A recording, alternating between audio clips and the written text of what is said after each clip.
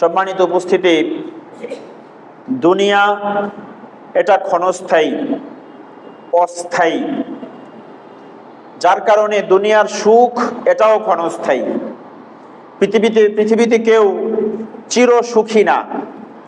আজকে একটা মানুষ সুখী, আবার কোনো না কোনো দুঃখ এসে তার সুখকে ম্লান করে দেয়। এইখানে সুখ যেমন চিরস্থায়ী না, পৃথিবীর দুঃখ চিরস্থায়ী না। এখানে সুখ কিংবা দুঃখ কোনোটাই চিরস্থায়ী না। যেহেতু পৃথিবীটাই ক্ষণস্থায়ী, তার ভিতরে যা কিছু আছে সবকিছুই কি ক্ষণস্থায়ী। তার বিপরীতে আখিরাত চিরস্থায়ী, যার কারণে আখিরাতের সুখ এটাও চিরস্থায়ী। যাকে আল্লাহ রাব্বুল আলামিন জান্নাতে প্রবেশ করাবেন, ওই মানুষটার জীবনে আর কোনো দুঃখ কষ্ট কোনো কিছু আর থাকবে না। কোনোদিন ওই ব্যক্তি আর অসুস্থ হবে না, মৃত্যু আর তাকে গ্রাস করবে না, তার জীবনে কখনো বার্ধক্য আসবে না। কোনো জান্নাতি মানুষ, তার জীবনে কোনো সুখ থাকবে না, কোনো ব্যথা থাকবে না, শুধু নেয়ামত আর নেয়ামতের এক জিন্দেগি হবে জান্নাতের জীবন। ঠিক তদ্রূপ আখিরাতের দুঃখটাও হবে চিরস্থায়ী অথবা দীর্ঘস্থায়ী। যদি বেঈমান অবস্থায়, কাফের অবস্থায়, মুশরিক অবস্থায়, ঈমানহীন অবস্থায় কারো মৃত্যু হয়, ওই ব্যক্তি চিরস্থায়ী জাহান্নামে প্রবেশ করবে। এটাই আল্লাহর কোরআন এবং এটাই আল্লাহর ফয়সালা। চিরস্থায়ী ভাবেই জাহান্নামে প্রবেশ করবে, কোনোদিন আর সেই দুজক থেকে সে বের হয়ে আসবে না, তাকে আযাব ঘিরে ধরবে।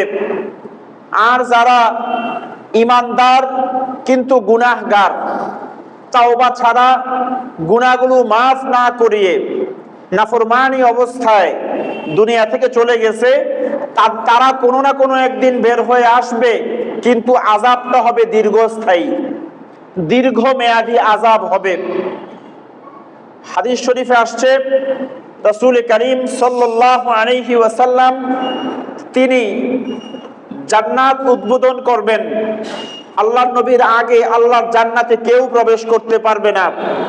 আল্লাহর হাবিব সাইয়্যিদুদ দুজাহা বিশ্বনবী মুহাম্মদুর রাসূলুল্লাহ সাল্লাল্লাহু আলাইহি ওয়াসাল্লাম আল্লাহ জান্নাতকে উদ্বোধন করে দিয়া তিনি জান্নাত থেকে বের হয়ে আসবেন। জান্নাতের বাইরে একটা তাঁবুতে আমার আপনার নবী অবস্থান করবেন। কতক্ষণ পর্যন্ত থাকবেন? যতক্ষণ না পর্যন্ত এই উম্মতের শেষ ব্যক্তিটাও জাহান্নাম থেকে বের হয়ে না আসে, অতক্ষণ পর্যন্ত আল্লাহ রাসূল সেখানে অবস্থান করবেন, অপেক্ষমান থাকবেন। তো এই উম্মতের শেষ ব্যক্তিটা কখন জাহান্নাম থেকে বের হয়ে আসবে, এই সময় আমাদের অজানা। এই সময়ের ব্যক্তি কতটুকু, কত লম্বা সময় ওই ব্যক্তি জাহান্নামে থাকবে, এটা আল্লাহ রাব্বুল আলামিন ভালো জানেন। তবে আপনাদেরকে একটা আইডিয়া দেওয়া যায়, একটা ধারণা আপনাদের সামনে উপস্থাপন করা যায়। রাসূল করিম সাল্লাল্লাহু আলাইহি সাল্লাম বলেছেন, প্রতি ৯,৫০০ বছর পর পর, কত বছর? প্রতি ৯,৫০০ বছর পর পর আল্লাহ রাব্বুল আলামিন রাসূল করিম সাল্লাল্লাহু আলাইহি ওয়াসাল্লামকে কিছু ব্যক্তির ব্যাপারে শাফাআত করার, কিছু ব্যক্তিকে জাহান্নাম থেকে বের করার পারমিশন দিবেন। আল্লাহর হাবিব সাল্লাল্লাহু আলাইহি সাল্লাম এই পারমিশনটা পেয়ে, এই অনুমতি পেয়ে আল্লাহর দরবারে সিজদা করবেন, আল্লাহর দরবারে দোয়া করবেন, এবং কিছু ব্যক্তির জন্য আল্লাহর হাবিব জাহান্নামের মধ্যে হাতগুলা ঢুকাই দিবেন। যাদের জন্য মুক্তির ফয়সালা হয়েছে তারা রাসূলের হাতে ধরবে আর ওখান থেকে বের হয়ে আসবে। এরকম চলতে থাকবে। প্রতি স্তরে কতজন বের হবে আল্লাহ তাআলা জানে। তবে প্রতিটা শাফাআতে সুযোগ আসবে কয় হাজার বছর পর পর। এখন আখিরাতের একদিন দুনিয়ার ১,০০০ বছর, আখিরাতের একদিন দুনিয়ার ১,০০০ বছর। তাহলে আখিরাতের ৯,৫০০ বছর কত সময় হতে পারে আন্দাজ? আমরা যে নাফরমানি করি, আমরা যে দাম্ভিক হই, আমরা যে মানুষের হক নষ্ট করি, আমরা যে দুনিয়াটারে আপন ভেবে বসছি, আমরা যে আল্লাহর দিন থেকে গাফেল, আমরা যে আল্লাহর দিন থেকে দূরে, আমরা যে আল্লাহ সম্পর্কে সচেতন না, আল্লাহর ভয় আমাদের দিলের মধ্যে নাই, এই যে কথাগুলো বলা হচ্ছে প্রত্যেকটা কথা হবেই হবে, হবেই হবে, হবেই হবে। এখন ওখান থেকে বাঁচা না বাঁচা এটা আমার আপনার দায়িত্ব। আল্লাহ কোনো মানুষকে অন্যায়ভাবে শাস্তি দিবেন? যে গুনাহটা আপনি করেন নাই, যেই জুলুমটা আপনি করেন নাই, যেই মিথ্যাটা আপনি বলেন নাই, যেই বেইনসাফিটা আপনি করেন নাই, যেটা আপনার গুনাহ হয় নাই, এর ব্যাপারে কি আল্লাহ কাউকে শাস্তি দিবে? আল্লাহ তো কোরআনে বলে দিয়েছেন, সুম্মা তুওয়াফা কুল্লু নাফসিম মা কাসাবাত ওয়া হুম লা ইউজলামুন। সেদিন প্রত্যেক ব্যক্তিকে তার প্রাপ্য, তার পুরস্কার, তার অর্জনটা, তার অ্যাচিভমেন্টটা, তার পারিশ্রমিকটা পূর্ণ হারে দিয়ে দেওয়া হবে। ওয়া হুম লা ইউজলামুন, কারো উপরে সামান্যতম কোনো জুলুম করা হবে? তাহলে আল্লাহ কি জুলুম করেন? তো যারা জাহান্নামে যাবে, আল্লাহ আমাদের সবাইকে মাফ করেন, সবাই বলি আমিন। যেহেতু হাদিসে আসছে, তার মানে বোঝা গেল কেউ না কেউ তো জাহান্নামে যাবে, নাকি যাবে না? এটা আমি হতে পারি, আপনি হতে পারেন, বা অন্য কেউ হতে পারে। আল্লাহ সবাইকে মাফ করে দেন, আমরা আল্লাহর কাছে আশ্রয় চাই জাহান্নাম থেকে। তো যারা যাবে, তো এই অবস্থা যদি জাহান্নামের হয়, প্রতি ৯,৫০০ বছর পর পর সুপারিশের সুযোগ আসে, তাহলে শেষ ব্যক্তি পর্যন্ত পৌঁছতে ওই ব্যক্তি কিন্তু আগুনে জ্বলতেই থাকবে। বরং অবস্থা তো এমন দাঁড়াবে, কিছু কিছু মানুষের ক্ষেত্রে এমন হবে যাদের কথা স্বয়ং আল্লাহর নবী ভুলে যাবেন এবং তারাও নবীজির কথা ভুলে যাবে। এমন কিছু মানুষ আপনি দুনিয়াতে তাকালেও দেখতে পাবেন, সে যে মুসলমান, সে যে কালেমা পড়ছে, তার যে আল্লাহ আছে, তার যে রসুল আছে, তার যে আখিরাত আছে, এই কথা বেমালুম ভুলে গেছে এমন কোন মানুষ আমাদের সমাজে আছে না? তার জিজ্ঞেস করেন, সে যে মুসলমান, তার মনে নাই। তার কর্মকাণ্ড, তার উদ্ধত্তপনা, তার দাম্ভিকতা, তার বিদ্রোহ, তার জুলুম, তার সীমালঙ্ঘন, সে ভুলে গেছে তার সামনে মৃত্যু অপেক্ষা করতেছে। সে ভুলে গেছে আল্লাহ রাব্বুল আলামিন বড় দয়া করে, বড় ইহসান করে তারে মুহাম্মদুর রাসূলুল্লাহর উম্মত বানাইছিল। সে যে নবীজির উম্মত, সেটা ভুলে গেছে। আছে না নাই? তো এইখানে যেমন ভুলে গেছে, তো ওখানেও ভুলে যাবে তার একজন নবী ছিল, তার জন্য একজন শাফাআতকারী ছিল, যেই রাসূল তার জন্য ৬৩ বছর কান্না করছে, যে রাসূল মেরাজের মতো গুরুত্বপূর্ণ সফরে তার কথা ভুলে নাই, যে রাসূল তার ইন্তেকালের পরে রওজায়ে আতহারে তার জন্য কান্না করেছে, যে রাসূল তার জন্য হাসরের ময়দানে কান্না করবে, এমন রাসূলের কথা সে দুনিয়াতে ভুলে গেছে। যার কারণে আল্লাহ রাব্বুল আলামিন তার কথাও রাসূলকে ভুলাই দিবেন। আবার রাসূল সাল্লাল্লাহু আলাইহি সাল্লামও তার কথা ভুলে যাবে, সেও রাসূলের কথা ভুলে যাবে। হ্যাঁ, ওই যে একবার ঈমান আনছিল, কোনো না কোনো একদিন লা ইলাহা ইল্লাল্লাহ মুহাম্মাদুর রাসূলুল্লাহ এই কালেমা কোনো না কোনো একদিন পড়ছিল।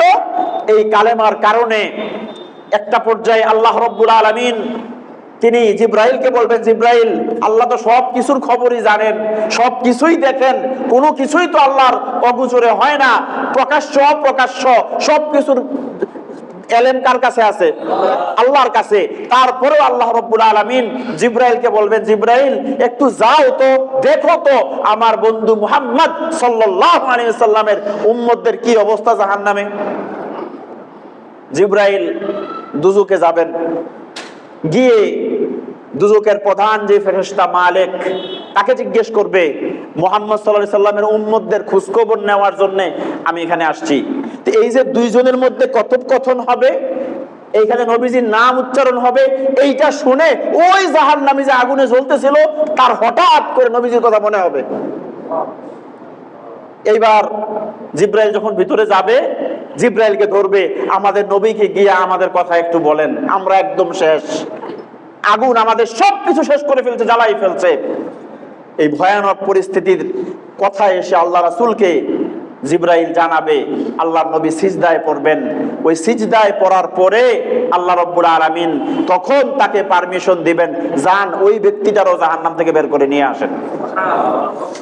আল্লাহ আমাদেরকে সরাসরি কোনো আযাব ছাড়াই আল্লাহ জান্নাতে যাওয়ার তৌফিক আল্লাহ দান করে দেন। সম্মানিত উপস্থিতি, এই অবস্থাও কি হবে? তার মানে ওখানের আযাব যাকে একবার ধরবে দীর্ঘস্থায়ী আযাব, যাকে একবার জাহান্নামে প্রবেশ করানোই হবে, জাহান্নামের আযাব যাকে একবার ধরবে সহসাই খুব সহজেই যে ঢুকালাম আর বের করলাম এমনটা হবে না। যাকে একবার আযাব দেওয়া হবে আযাব দীর্ঘস্থায়ী হবে, যে মুহূর্তের ভিতরেই নিলাম আর বের করলাম এইটা হবে না। তাহলে দুনিয়া যেমন অস্থায়ী ক্ষণস্থায়ী, দুনিয়ার সুখ কিংবা দুঃখ দুইটাই কি ক্ষণস্থায়ী। এখানে কেউ চিরস্থায়ী দুঃখী না। আপনি অনেক দুঃখী, অভাব অনটন রোগ সুখ, আপনার উপরে জুলুম অত্যাচার অনেক কিছু হচ্ছে। হ্যাঁ, দুনিয়াতে তার সমাধান হয় নাই, কোনো একদিন মৃত্যু আসবে, মৃত্যুর মধ্য দিয়া আপনার সমস্ত দুঃখের অবসান হবে। পরবর্তী জিন্দেগি যদি আপনি সবর ওয়ালা হন, যদি আপনি ঈমান ওয়ালা হন, তো মৃত্যুর পরে আপনাকে চিরস্থায়ী সুখে প্রবেশ করানো হবে। আবার এইখানে যে চিরস্থায়ী সুখী মনে করছে, আমার বিত্ত বৈভব, আমার সম্পদ, টাকা পয়সা, কোনো কিছুর অভাব নাই, কোনো দুঃখ আমার জীবনে নাই, সুস্বাস্থ্য, স্বাস্থ্য ভালো, টাকা পয়সা আছে, সব আছে, সুখের কমতি নাই। হ্যাঁ, আপনাকে বলছি আপনার সুখও চিরস্থায়ী না, অচিরেই আপনাকে বার্ধক্য গ্রাস করবে, অচিরেই আপনার সুস্থতা কেড়ে নেয়া, অসুস্থতা আপনাকে ধরে বসবে, অচিরেই আপনার সামনে মালাকুল মউত এসে হাজির হবে। যদি আপনি আপনার এই সুখের সময়টা আল্লাহর বন্দিগিতে, আল্লাহর গোলামিতে না কাটান, তাহলে ওই পরবর্তী জীবনটা আপনার জন্য চির দুঃখ অপেক্ষা করতেছে। এখানে সুখটাও চিরস্থায়ী না, দুঃখটাও চিরস্থায়ী না, কিন্তু মৃত্যুর পরের জীবনের সুখটা চিরস্থায়ী, দুঃখটা কখনো কখনো দীর্ঘস্থায়ী, কখনো কখনো চিরস্থায়ী। চিরস্থায়ী দুঃখ কাদের জন্য হবে? যারা কাফের। বলেন যারা কি? ঈমানহীন, বেঈমান, কুফরির সঙ্গে নিজের জীবন যাপন করেছে, কুফরির সঙ্গে সম্পর্ক ছিল, তাদের দুঃখ হবে চিরস্থায়ী। কিন্তু ঈমানদার ছিল কিন্তু নাফরমান, তাদের দুঃখটা হবে দীর্ঘস্থায়ী। আল্লাহ রাব্বুল আলামিন, কে শুনবে আল্লাহর কথা? আমরা তো ভাই গুনাহগার মানুষ, কোন হক্কানি ওলি আউলিয়া আব্দাল বুজুর্গ না, আপনাদের মতোই সাধারণ জীবন যাপন আমরাও করি। আহামরি কিছু না যে আরে হুজুর আপনি কি জানি না, এমন কিছু না। হাজারো গুনার সাথে নিমজ্জিত আমিও, আমার জীবন অনেক গুনাহ হয়, এরকম বহু আলেমদের জীবনে গুনাহ হয় না? হচ্ছে। তারপরেও সামাজিক যে অবক্ষয়, যে জুলুম, যে অত্যাচার, যেই বেইনসাফি, যেই নাফরমানি, যেই গুনার সাম্রাজ্য আমরা কায়েম করেছি, মনে হয় মাঝে মধ্যে এই এলাকা থেকে, এই জমিন থেকে হিজরত করি। যতটুকু নিবু নিবু ঈমান ভিতরে আছে, এইটা দিয়েই এইরকম খারাপ লাগে। না জানি নবী রাসূলগণ তারা নিষ্পাপ মাসুম ছিলেন, তারা সরাসরি আল্লাহ প্রদত্ত ওহী তারা পেয়েছিলেন। না জানি সমাজের এই খারাপগুলা দেখে তাদের কেমন লাগছে, আল্লাহই জানে। নবী রাসূলগণ কেমনে সহ্য করছে তাদের অবস্থান থেকে, আল্লাহই ভালো জানে, আল্লাহই ভালো জানে। অথচ আল্লাহ রাব্বুল আলামিন প্রতিনিয়ত আমাদেরকে সফলতার পথে ডাকতেছেন, আমাদেরকে কল্যাণের পথে ডাকতেছেন, আমাদেরকে জান্নাতের রাস্তা খুলে দিয়া, তওবার রাস্তা খুলে দিয়া, দরজা খুলে দিয়া প্রতিদিন ডাকতেছেন, বান্দা আসো, হাইয়া আলাল ফালাহ, হাইয়া আলাল ফালাহ, সফলতার মধ্যে প্রবেশ করো, আসো সফল হও আর আমার জান্নাতে প্রবেশ করো। প্রতিনিয়ত আল্লাহ ডাকতেছেন। কি অফার আমাদের সামনে আল্লাহ রাব্বুল আলামিন করতেছেন। হায়, আজকে আমরা সৌন্দর্য নিয়ে বাহাদুরি করি, হায় আমরা আজকে বয়স নিয়ে, যৌবন নিয়ে বাহাদুরি করি। দেখেন, একজন জান্নাতীকে যখন জান্নাতে প্রবেশ করানো হবে, কয়েকজন নবীর গুণ একসাথে করে, কোয়ালিটি একসাথে দিয়া একজন বান্দাকে আল্লাহ জান্নাতে প্রবেশ করাবেন। দেখেন, যে ব্যক্তি জান্নাতি হবে, একজন জান্নাতি ব্যক্তি, তার উচ্চতা হবে, হাইট হবে সাইয়্যিদুনা আদম আলাইহিস সালাতু ওয়াস সালামের মতো উচ্চতা। এই 5 ফুট 6 ফুট 7 ফুট এই সাইজের না, 60 যিরা, 60 গজ লম্বা ছিল আদম আলাইহিস সালাতু ওয়াস সালাম। তাইলে একজন জান্নাতীর লম্বার গুণাগুণ হবে বাবা আদমের গুণ। বলেন না সুবহানাল্লাহ। একজন জান্নাতীকে জান্নাতে প্রবেশ করানো হবে, তার বয়সটা হবে, ঈসা আলাইহিস সালামকে আল্লাহ রাব্বুল আলামিন যখন আসমানে তুলে নিয়েছেন ওই সময় ঈসা নবীর বয়স ছিল 33 বছর। কত বছর? একবারে বুড়া মানুষ। আবার 17-18 বছর মানে একদম চ্যাংরামি, এইটাও না, আবার একদম বৃদ্ধও না, মোটামুটি যৌবন, এমন অবস্থানে বাড়িফুক্ত যৌবনওয়ালা বয়স। সুবহানাল্লাহ। ঈসা নবীর বয়স আল্লাহ ওনাকে আকাশে তুলে নেওয়ার সময় যেই বয়স ঈসা নবীর ছিল এই বয়স দান করবেন একজন জান্নাতীকে। তাহলে 1 নাম্বার পাইল আদম আলাইহিস সালামের উচ্চতা, 2 নাম্বার ঈসা নবীর বয়স। জান্নাতে প্রবেশ করার সময় একজন ব্যক্তি যখন জান্নাতে প্রবেশ করবে তার গলার কণ্ঠ, গলার সুরটা হবে, তার যে মেলোডি হবে এইটা হবে হযরত দাউদ আলাইহিস সালামের কণ্ঠ। কত বাথরুমে গান গাইছি আমরা, খালি গলার আওয়াজের কারণে। বাইরে গান গাইলে মানুষ কে কি কয় না কয়, কি বলেন? মাশাআল্লাহ, আলহামদুলিল্লাহ। অনেকের কণ্ঠ সুন্দর, অনেকের কণ্ঠ কিনা এত সুন্দর গাইতে পারে না, কিন্তু ইন জেনারেল যারাই বেহেশতে যাবে কণ্ঠ কার? দাউদ আলাইহিস সালামের। আল্লাহু আকবার, কি কণ্ঠ হবে দাউদ আলাইহিস সালাতু ওয়াস সালাম। তিনি যখন ওনার এই জাবুর কিতাব তেলাওয়াত করতেন, এই জাবুর কিতাব তেলাওয়াতের সময় ওনার যে কিতাব ওনার উপর নাজিল হয়েছিল এই কিতাব তেলাওয়াতের সময় দাউদ আলাইহিস সালামের কণ্ঠ শোনার জন্য আসমানের পাখিগুলো নিচে নেমে আসতো, পাহাড়গুলো দুলতে থাকতো, সমুদ্রের মাছগুলো কিনারায় চলে আসতো। এটা এক অকল্পনীয় কণ্ঠ, এটা আল্লাহ পাকের কুদরত। কোন পৃথিবীর যত মেলোডি পৃথিবীতে ক্রিয়েট হয়েছে আজ পর্যন্ত, যত সুর পৃথিবীতে হয়েছে, ওই সুর এটা কেউ কল্পনাও করতে পারবে না। সরাসরি দিছে কে? আল্লাহ সুবহানাহু ওয়া তাআলা। আরে ভাই, আজকের দুনিয়ার এই মিউজিক, এই তাম্বুরা সাম্বুরা এগুলো আমরা বাজাই, এগুলোর পেছনে যুবক ছুটতেছে, কত গিটার হারমোনিয়াম আজকে বাজায়, এগুলো হারাম, এগুলো পরিত্যাগ করো, এগুলোকে ছাড়ো। যদি এগুলো থেকে নিজেকে বাঁচাতে পারো তো জান্নাতের সেই সুর আল্লাহ তোমাদেরকে শোনাই দিবেন। পুরা জান্নাতটাই হবে সুরেলা, মেলোডিয়াস, গোটা জান্নাতটাই হবে সুরেলা। শুধু যে হুরেরা গাইতে থাকবে, ওখানে জান্নাতের মধ্যে গান হবে, ওখানে সঙ্গীতের ব্যবস্থা থাকবে। শুধু মিউজিকটা কেমন হবে? সাধারণ কোনো মিউজিক না, জান্নাতের পত্র পল্লবীগুলো, জান্নাতের গাছের পাতাগুলো এমন ভাবে সাজানো থাকবে, আল্লাহ রাব্বুল আলামিনের কুদরতে হুকুমে একটা বাতাস জান্নাতে প্রবাহিত হবে। ওই বাতাসটা যখন জান্নাতের গাছের পাতার মধ্যে লাগবে তো পাতাগুলো নড়তে থাকবে, এই নড়ার মধ্যে একটা ঝংকার, একটা মেলোডি, একটা সুর ক্রিয়েট হবে, যেই সুর শুনে জান্নাতীরা পর্যন্ত বেহুশ হয়ে পড়ে যাবে। তো জান্নাতের যে ব্যক্তিকে আল্লাহ পাক গুনাগুণ দান করবেন, কণ্ঠস্বর হবে কার? দাউদ আলাইহিস সালামের মতো কণ্ঠস্বর।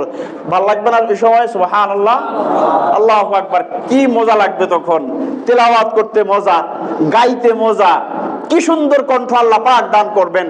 এবার আসেন, একজন জান্নাতি ব্যক্তি, উচ্চতায় আদম, বয়সে ঈসা, কণ্ঠে দাউদ, আর তার সৌন্দর্য হবে সাইয়্যিদুনা নবিয়ুনা ইউসুফ আলাইহিস সালামের মতো সুন্দর।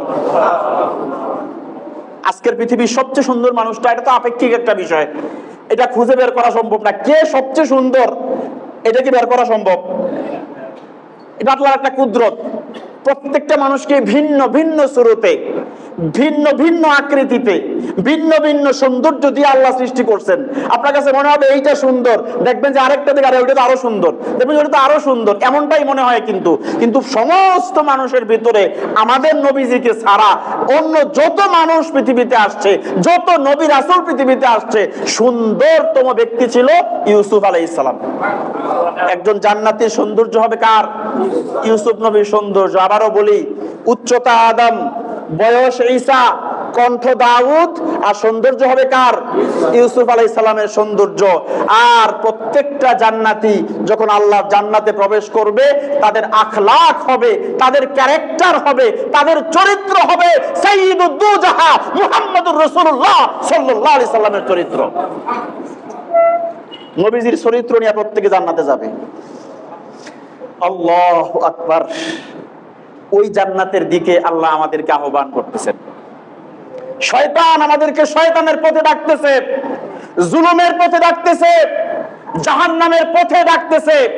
আর আল্লাহ ১৫০০ বছর আগে কোরআন নাজিল করে দিয়া আল্লাহ ডাকতেছেন, ওয়াসারিউ ইলা মাগফিরাতিম মির রাব্বিকুম ওয়া জান্নাতিন আরদুহা সামাওয়াতু ওয়াল আরদ। ও বান্দা, তুই কিসের পেছনে ছুটতেছস? কিসের পেছনে সময় ব্যয় করতেছস? আমি আল্লাহ ঘোষণা করতেছি, দৌড়া, প্রতিযোগিতা কর। ওয়াসাবিকু ইলা মাগফিরাতিম মির রাব্বিকুম, কম্পিটিশনে নামো, প্রতিযোগিতায় নামো, কে বেশি রবের ক্ষমা পেতে পারো আর আল্লাহ জান্নাতে প্রবেশ করতে পারো, যেই জান্নাতের বিশালতা আসমান থেকে জমিন পর্যন্ত।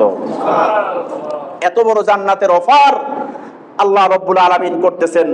এবং জায়গায় জায়গায় জায়গায় জায়গায় কি কি কোয়ালিটি হলে, কি কি গুণাগুণ হলে জান্নাত পেয়ে যাবা, এই গুণাগুণ গুলাও আল্লাহ বর্ণনা করে দিয়েছেন। আমরা তো এখন যে কোনো মানুষ মরলেই আমরা বলে ফেলি, আল্লাহ তারে জান্নাতুল ফিরদাউস নসিব করুক।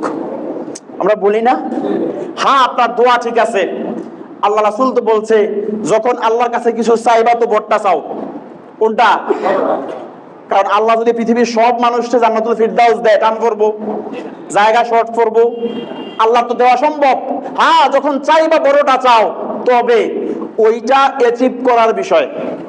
জান্নাতুল ফিরদাউস কি অ্যাচিভ করার বিষয়। জান্নাতের ৮টা স্তর আছে। কয়টা স্তর? ৮টা স্তর আছে। একেবারে হাইয়েস্ট প্লেস কোনটা? জান্নাতুল ফিরদাউস। হ্যাঁ, সাধারণ মানুষ, সাধারণ ইমানদার, সাধারণ আমলকারীকে আল্লাহ জান্নাত দিবেন, অন্যান্য জান্নাত। তবে জান্নাতুল ফিরদাউসটা কি করে নিতে হবে? এটা অ্যাচিভ করার বিষয়। যারা সাধারণ জান্নাতগুলোতে ঢুকবে, এর মধ্যে কিছু মানুষকে আল্লাহ সরাসরি মাফ করে দিবে, সরাসরি জান্নাতে দিয়ে দিবে। কিন্তু আবার কিছু কিছু মানুষ ওই জাহান্নামে আযাব ভোগ করার পরে এসে তার জান্নাতে সে প্লেস নেবে, জান্নাতের জায়গা সে নেবে। আপনি অনেকে হয়তো বিষয়টা জানবেন এরকম, আপনি উন্নত বিশ্বে যে দেশগুলো আজকে আছে, Europe, America, Canada, Australia, New Zealand, যে দেশগুলো আছে, এইসব দেশে যাওয়ার পরে আপনি ওখানে কামলা দিবেন, মজুরি দিবেন, একটা সার্টেন টাইম থাকবেন, এদের রুলস রেগুলেশন মানবেন। এরপরে আপনাকে পিআর নেওয়ার অ্যাপ্লাই করার সুযোগ দিবে, পার্মানেন্ট রেসিডেন্সের আপনার সুযোগ দিবে। তারপরে আপনি অ্যাপ্লাই করলেন, গভর্নমেন্ট রাজি হইলে আপনাকে দিতেও পারে, নাও দিতে পারে। আপনার অনেক ইন্টারভিউ নেবে, আপনার ইংলিশ প্রফিসিয়েন্সি এরা দেখবে।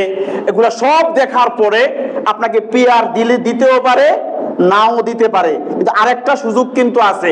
আপনি আছেন বাংলাদেশে, কিন্তু আপনার পয়েন্ট আছে, আপনার আইএলস আছে, আপনার মাস্টার্স করা আছে, আপনার ওয়াইফের এই কোয়ালিফিকেশন আছে, আপনার এই কোয়ালিফিকেশন আছে, সবগুলো মিলে যখন আপনি একটা, তাদের যেটা পয়েন্ট আছে, এইটা যদি আপনি কভার করতে পারেন, আপনার এই পয়েন্টটা আপনি রিকোয়ারমেন্ট ফিল আপ করতে পারেন, তো এইখানে বসেও আপনি কি নিতে পারবেন? অ্যাপ্লাই করে পিআর নিতে পারবেন, সরাসরি পিআর নিয়ে যাইতে পারবেন। এইটা একটা সুযোগ ইমিগ্রেশনে আছে।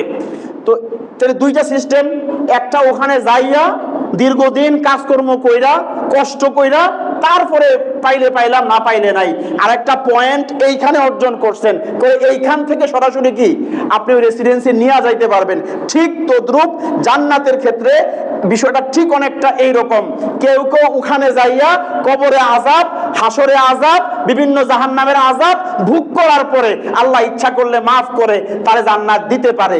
আবার কেউ কেউ আছে ওখানে যাইয়া না, এখান থেকেই এই কোয়ালিটি গুলো অর্জন করে সরাসরি জান্নাতুল ফিরদাউসের ওয়ারিস হয়ে যেতে পারে।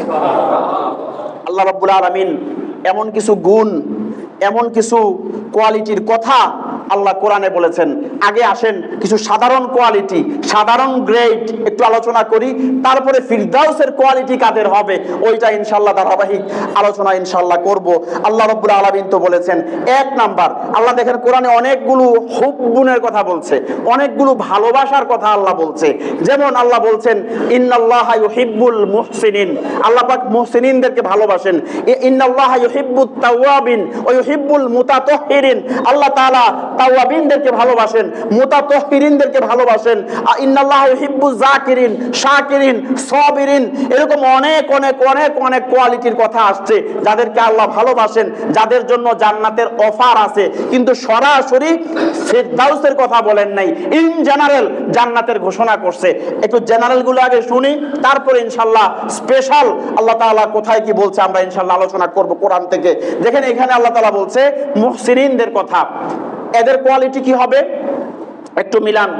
জান্নাতি মানুষের কিছু কোয়ালিটি হবে কিনা, কিছু বৈশিষ্ট্য হবে কিনা, তো কি কি বৈশিষ্ট্য এখানে আল্লাহ তাআলা বলছেন এই আয়াতের মধ্যে। আল্লাহ পাক বলছেন আল্লাযীনা ইউনফিকুনা ফিস সাররাই ওয়াদ-দাররাই ওয়াল কাযিমিনাল গায়যা ওয়াল আফিনা আনিন নাস আল্লাহু ইউহিব্বুল মুহসিনিন। আল্লাহ পাক এখানে বলছেন অবশ্যই ঈমানদার হতে হবে, কারণ যে কোনো আমল কবুল হওয়া, কোয়ালিফাই হওয়ার জন্য আগে কি শর্ত? কাফেররা যত ভালো কাজ করুক, এদের কোন কাজের বদলা, কোন কাজের পুরস্কার তারা আখিরাতে পাবে না। কাফেরদের সমস্ত আমলগুলো বরবাদ, খসিরাত দুনিয়া ওয়াল আখিরা, এরা দুনিয়াতেও ধ্বংস, আখিরাতেও কি ধ্বংস। কিন্তু ঈমানদারদের ব্যাপারে আল্লাহর কি বক্তব্য? ওয়াল আসরি ইন্নাল ইনসানা লাফি খুস, আল্লাহ পাক সময়ের শপথ করে বলতেছেন নিশ্চয়ই সমস্ত মানুষ ক্ষতির মধ্যে লিপ্ত। এই কথা বলে আল্লাহ এবার বলছেন না না না, ইল্লাল্লাযিনা আমানু ওয়া আমিলুস সলিহাত, না তারা ক্ষতির মধ্যে না যারা ঈমান এনেছে এবং সৎকর্ম করেছে, নেক আমল করেছে, তারা ক্ষতির মধ্যে না। আল্লাহ পাক এদেরকে কি করছে? আলাদা করে ফেলছে। তাহলে ঈমানদাররা ক্ষতির মধ্যে না। ক্ষতির মধ্যে কারা? কারা ক্ষতির মধ্যে? কুফুরির পথে যারা আছে, বাতিলের পথে যারা আছে, তাগুতের পথে যারা আছে, এরা ক্ষতির মধ্যে লিপ্ত। কিন্তু ঈমানদার যারা ঈমানের পথে আছে তারা ক্ষতির মধ্যে লিপ্ত না, এই কথা আল্লাহ বলছেন। তাইলে যে কোনো আমল কোয়ালিফাই হওয়ার জন্য আগে কি শর্ত? ঈমান শর্ত, আগে ঈমান শর্ত। আল্লাহ রাব্বুল আলামিন বলতেছেন আল্লাযীনা ইউনফিকুনা ফিস সাররা, এই মুহসিনিন যারা হবে তাদের জন্য জান্নাতের সুসংবাদ আছে। এরা কারা? এরা হচ্ছে ওই ধরনের মানুষ যারা সুখে এবং দুঃখে, সচ্ছলতা এবং অসচ্ছলতা উভয় অবস্থায় আল্লাহর রাস্তায় খরচ করে। এরা কি করে? আল্লাহর রাস্তায়, এখন সময় ভালো, পকেটে টাকা পয়সা আছে, সচ্ছল অবস্থা, এই অবস্থায়ও আল্লাহর রাস্তায় কি করে? দান করে। গরিব, দুস্থ, দরিদ্র, নিপীড়িত মানুষের পাশে এরা দাঁড়ায়, সমাজের বিভিন্ন কাজে এরা অংশগ্রহণ করে সচ্ছল অবস্থায়। কিন্তু কোনো কারণে এই ব্যক্তি অসচ্ছল হয়ে পড়ছে, এখন চাকরি নাই, ব্যবসা নাই, নিজেই অভাবের মধ্যে আছে। এই অভাবে থাকাকালীন সময়ও এই অভাব থেকে যতটুকু তার কাছে আছে এইটা থেকেও সে আল্লাহর রাস্তায় কি করে? দান করে। আচ্ছা, আপনাদের কাছে আমি এটা প্রশ্ন করি, রাসূল করিম সাল্লাল্লাহু আলাইহি ওয়াসাল্লাম ওনার গোটা জিন্দেগিটা সচ্ছলতায় কাটছে, সম্পদের অভাব ছিল না, খাবারের অভাব ছিল না, এমন অবস্থা ছিল রাসূলের? না কষ্ট আর কষ্ট, ক্ষুধা আর ক্ষুধা, ক্ষুধা আর ক্ষুধা। একবার তো আয়েশা রাদিয়াল্লাহু তাআলা আনহা আল্লাহ রাসূলকে এসে বলছে, ইয়া রাসূলুল্লাহ, ক্ষুধা আর সহ্য হয় না, দারিদ্রতা, হাসান হুসাইন ক্ষুধার্ত, আপনি একটু দোয়া করেন না আল্লাহর কাছে, আপনি একটু আল্লাহর কাছে দোয়া করেন না। আল্লাহ রাসূল দোয়া করছে, আল্লাহ আপনি মুহাম্মদ সাল্লাল্লাহু আলাইহি ওয়াসাল্লামকে যা দিয়েছেন হাসান হোসেনকে তাই দেন। তার মানে এই ক্ষুধা দারিদ্রতাই দেন, এই দুনিয়া সচ্ছলতা তিনি চান নাই। যদি চাইতেন তো উহুদ পাহাড়টা ওনার পেছনে স্মরণ হইয়া ওনার পেছনে দৌড়াইতো। এটার জন্য আসেন নাই, মানবতার জন্য আসছিলেন, মানুষগুলোকে জাহান্নাম থেকে বাঁচানোর জন্য আসছিলেন, জুলুম অত্যাচার মুক্ত সমাজ রাষ্ট্র বিনির্মাণের জন্য আসছিলেন মুহাম্মদ সাল্লাল্লাহু আলাইহি ওয়াসাল্লাম। সম্মানিত উপস্থিতি, এখন দেখেন ওই অবস্থায়ও আল্লাহ নবীর কাছে কেউ যদি আসতো তো ওনার পকেটে হাত দিতেন, থাকলে ওইটা থেকেই দিতেন, আর না থাকলে একটা সুন্দরভাবে তাকে বলতেন আজকে দেওয়া সম্ভব হচ্ছে না, আরেকদিন আইসো, আমি ইনশাল্লাহ চেষ্টা করব। ধমক দেন নাই, কারোর সঙ্গে রূঢ় আচরণ করেন নাই। খাইতে বসছেন, 2টা খেজুর আছে, একটা খেজুর নিজে খেয়ে ফেলছেন, আর একটা খেজুর দান করে দিছেন। অসচ্ছল অবস্থায় দান, যে অবস্থা ছিল ওই অবস্থা থেকে দান করছেন। আল্লাহ রাসূল সাল্লাল্লাহু আলাইহি সাল্লাম হযরত বেলাল রাদিয়াল্লাহু তাআলা আনহুকে ডেকে বলছে, বেলাল, আপনাদের জানা মতে বেলাল অনেক ধনী মানুষ, অনেক ধনী মানুষ ছিলেন। বেলালকে ডেকে বলছে, বেলাল, ইত্তাকুন নার, নিজের জাহান্নাম থেকে বাঁচাও। ইত্তাকুন নার, নিজেকে জাহান্নাম থেকে বাঁচাও। ওয়া তাসাদ্দাকু, আর আল্লাহর রাস্তায় দান করো। ওয়ালাউ বিশিক্কি তামরাতিন, একটা খেজুর হলেও আল্লাহর রাস্তায় দান করে নিজেকে জাহান্নাম থেকে বাঁচাও। কারে বলতেছে? বেলাল রাদিয়াল্লাহু আনহুকে।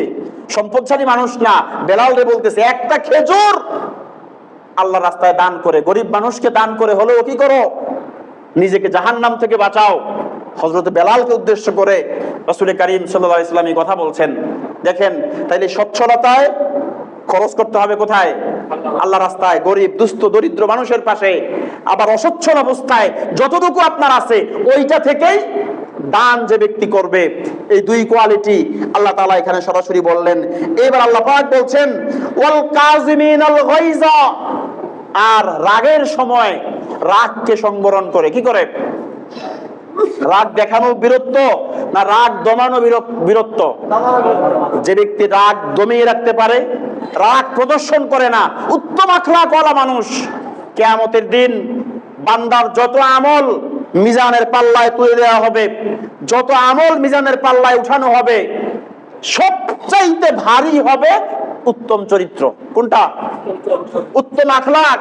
আপনার বিহেভিয়ার, আপনার আচার ব্যবহার, আপনার নম্রতা, ভদ্রতা, কোমলতা, সত্যবাদিতা, এগুলো চারিত্রিক গুণ মানুষের, এগুলো সবচেয়ে বেশি মিজানের পাল্লাকে কি করবে? ভারী করবে কিয়ামতের দিন। তো আল্লাহ রাসূল আল্লাহ তাআলা কি বললেন? ওয়াল কাযিমিনাল গায়জ, তুমি তোমার রাগকে সংবরণ করো। ওয়াল কাযিমিনাল গায়জা, যে ব্যক্তি রাগকে সংবরণ করবে। তাহলে দেখেন, আপনি জান্নাতে যাবেন, আল্লাহ কি কি কোয়ালিটি বলতেছে? 1, সচ্ছল অবস্থায় দান, অসচ্ছল অবস্থায় দান, রাগের সময় রাগকে কন্ট্রোল করা, রাগকে নিয়ন্ত্রণ করা, রাগকে নিয়ন্ত্রণ করা। সুবহানাল্লাহ, আমাদের আসলাফগণ, আমাদের আকাবেরগণ, আমাদের পূর্বসূরীরা, তারা কি পরিমাণ হাদিসের উপরে আমল করছে, এই স্টোরি মনে হয় আমি আপনাদের সামনে আরো একাধিকবার বলছি, তাও প্রসঙ্গত আজকে আবারও বলি স্মরণ করিয়ে দেওয়ার জন্য। আমাদের ইমামে আজম আবু হানিফা নোমান রহিমাহুল্লাহ, ওনার নাম শুনছি তো আমরা। দেখেন, ওনারা শুধু আলেম ছিলেন না, সাথে আবেদও ছিলেন। কি ছিলেন? আবেদ। ওনারা যেই পরিমাণ ইবাদত করছে, যেই পরিমাণ কোরআন সুন্নাহ মোতাবেক জীবনযাপন করছে, অকল্পনীয়। ওনার সময়কার সময়ে আরেকজন বড় এরকম বুজুর্গ, বহুত বড় আলেম ছিলেন সুফিয়ান সাউরি রহমতুল্লাহ আলাইহি। 2 জন সমসাময়িক বহুত বড় আলেম। এখন আমরা সমাজে একটা খাইচ্ছত আছে, কে কার মতো, কে কার থেকে বড়, কে কার থেকে ছোট। অনেকে আবার আমরা এটি মাফার চেষ্টা করি। অমুকের ফুতের সম্পদ এত বেশি হয়েছে, না হেতার ফুতের লোকে আইতো না। দোকানে ফাটে বৈশা এরকম কিছু কথাবার্তা আমরা বলি না? নিজের পকেটে থাকলে থাক, না থাকলে নাই, ওই অন্যেরটা লইয়া আমরা অনেক আলোচনা সমালোচনা কিন্তু করি। তো এরকম জনগণ কথা বলতেছে, এই যুগের বড় আলেম কি আবু হানিফা নাকি সুফিয়ান সাউরি? কে বড়, এটা মাপতে চেষ্টা করছে। সুবহানাল্লাহ, আবু হানিফা রহমতুল্লাহ আলাইহি, উনি যে কত বড় আলেম ছিলেন, কত বড় আবেদ ছিলেন। হজ করতে আসছে, এসে মদিনা আসছে, তখন মদিনায় মসজিদে নববীর ইমাম মালিক রহমতুল্লাহ আলাইহি, আরেকটা মাযহাবের ইমাম মালিক। আয়েশা, ইমাম মালিক আবু হানিফার ব্যাপারে অনেক শুনছে, এখন তো মিডিয়ার যুগ না, চেহারা দেখে নাই, চিনে না। আর গত সপ্তাহে বলছিলাম, ওই পোশাক আশাকেও চিনার সুযোগ নাই, সবাই কি অনাড়ম্বর জীবনযাপন করতেন। ইমাম মালিক রহমতুল্লাহ আলাইহি তিনি নববীতে বসে বসে দর্শ দিচ্ছেন। ইমাম আবু হানিফা রহমতুল্লাহ আলাইহি তিনি আয়েশা ইমাম মালিক রহমতুল্লাহ আলাইহি দর্শে বসছে। সুবহানাল্লাহ বলবেন না? দর্শে বসছে, তো বসার পরে যখন দর্শ শেষ সবাই ওনার সাথে মুসাফা করতেছে, তো উনিও কি করছে? মুসাফা করছে। মুসাফা করার পরে ইমাম মালিক আগে জিজ্ঞেস করছে আপনি কোথা থেকে আসছেন? তো আবু হানিফা রাহমাতুল্লাহ আলাইহি জবাব দিছে আমি কুফা থেকে আসছি। ইমাম মালিক এই কথা শুনে বলছে আল কুফি লা ইউফি, যে কুফাওয়ালারা তো কথা দিয়া কথা রাখে না। ইমাম হুসাইনকে দাওয়াত দিয়া নিয়া ওনারে কি করছে? ছেড়ে দিছে।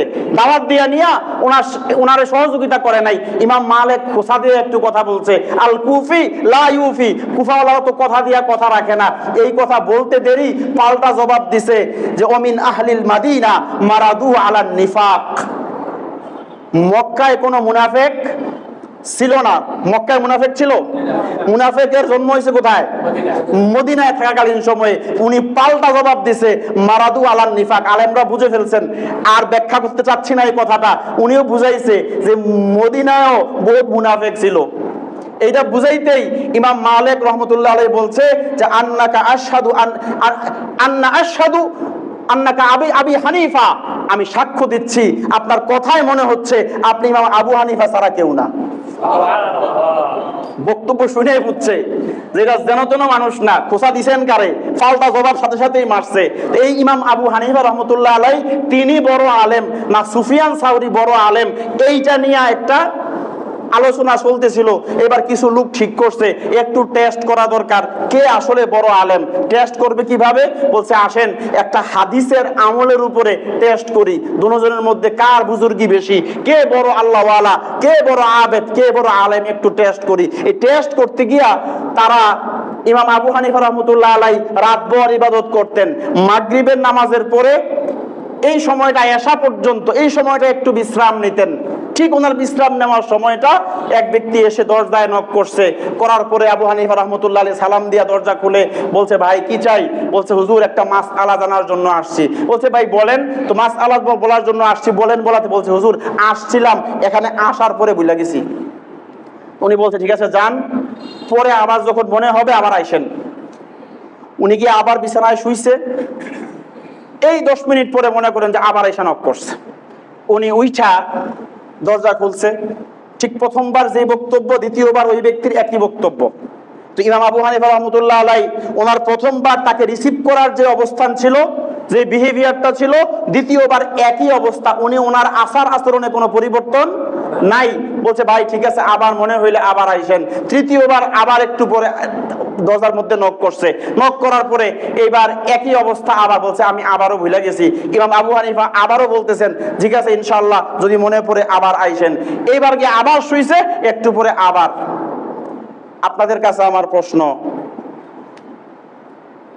তার কল্লা রাহনের কথা নিও যে তুই কি মাসলা হলো ওইসব বেড়া, আমি হুইত্যা সারতাম পারি না খেতা লাগাও দিয়া, বুঝেন নাই? তুই কি মাসলা জানেন না ওইসব?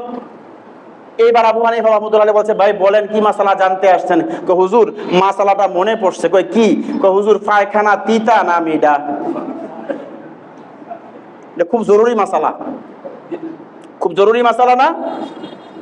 এটা না জানলে মানুষের বেহেশতে যাওয়া যাবে না। কি বলেন?